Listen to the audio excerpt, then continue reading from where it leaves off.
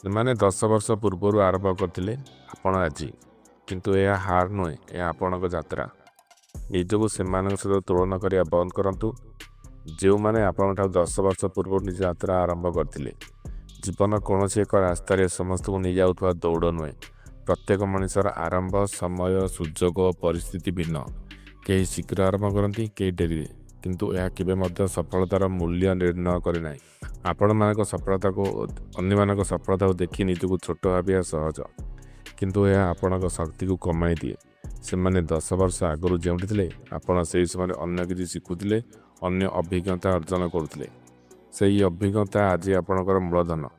ତୁଳନା ଆପଣଙ୍କୁ ଭ୍ରମିତ କରେ, କିନ୍ତୁ ନିଜ ଯାତ୍ରା ଉପରେ ଧ୍ୟାନ ଆପଣଙ୍କୁ ସଶକ୍ତ କରେ। ନିଜର ପଥକୁ କେନ୍ଦ୍ର କରନ୍ତୁ।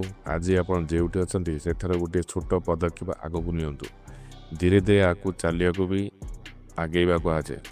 ଗତକାଲିର ନିଜ ସହିତ ଆଜିର ନିଜକୁ ତୁଳନା କରନ୍ତୁ। ଆଜି ଆପଣ କେତେ ଭଲ, କେତେ ସଚେତନ, କେତେ ସାହସୀ ହେଉଛନ୍ତି, ଏହି ତୁଳନା ଆପଣଙ୍କୁ ଉତ୍ସାହ ଦେବ। ମନେ ରଖନ୍ତୁ, ସମୟ କାହାର ପକ୍ଷପାତୀ ନୁହେଁ। ଯେ ମଣିଷ ଆଜି ଆରମ୍ଭ କରେ, ସେ ମଧ୍ୟ ଆଗାମୀକାଲି ଉଦାହରଣ ହୋଇପାରେ। ଆପଣଙ୍କ ସ୍ୱପ୍ନ, ଆପଣଙ୍କ ଗତି, ଆପଣଙ୍କ ଯାତ୍ରା, ଏହି ତିନୋଟିକୁ ସମ୍ମାନ କରନ୍ତୁ। ନିଜ ଉପରେ ବିଶ୍ୱାସ ରଖନ୍ତୁ, କାରଣ ଆପଣ ଆଜି ଠିକ୍ ସମୟରେ ଠିକ୍ ରାସ୍ତାରେ ଅଛନ୍ତି।